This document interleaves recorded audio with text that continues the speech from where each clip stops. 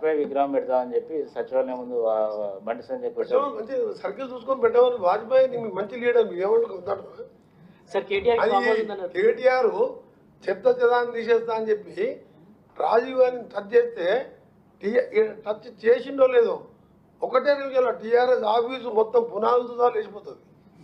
పునాదులు ఉండదు, వాళ్ళు కట్టుకున్న బంగాలు ఉండవు, వాళ్ళు కట్టుకున్న ఫామ్ హౌస్లు ఉండదు.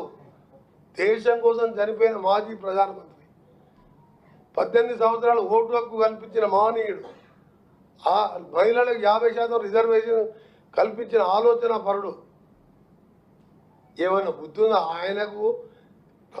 రాజీవ్ గాంధీకి వీళ్ళకి ఏమైనా పోలికుందా? ఆయన విగ్రహం టచ్ చేస్తావు. కేటీఆర్ ఎంత దమ్ముండాలి నీకు? మాట్లాడడానికి ఎంత ధైర్యం నీకు? ఏం మాట్లాడుతున్నా? సార్ కేటీఆర్ కి ఫామ్ హౌస్ ఉందన్నారు, అది కూల్ చేస్తారా సార్? కేటీఆర్ కి జన్వాడలో ఫామ్ హౌస్ ఉంది, మీరు స్వయంగా వెళ్ళి చూసి వచ్చాను అన్నారు కదా, అది అంటే అదే ఇప్పుడు హైడ్రా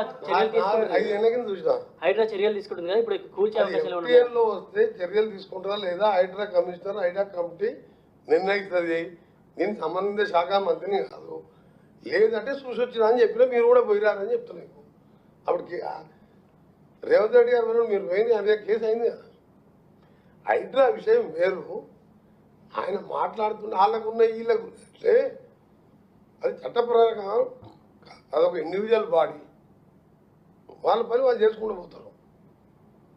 ఆయన ఏదో స్టేట్మెంట్ ఇచ్చినని మా వాళ్ళు చెప్తే అయినా మా డివైడ్ కావద్దు, మీరు రోడ్సే ప్లీజ్. ఎందుకంటే Ramana you are wrong. PRO పిలిచేది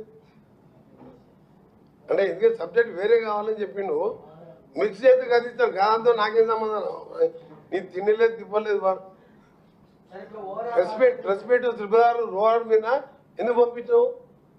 ఈ సండే ఎందుకు పంపించావు? ఇది రేపు పొద్దున వీళ్ళు ఏమని చేస్తారు? రోడ్డు గురించి ఎవరు రాయరు. అదే అవసరం నీకు హైడ్రాది సపరేట్ ప్రెస్ కింద పోయినా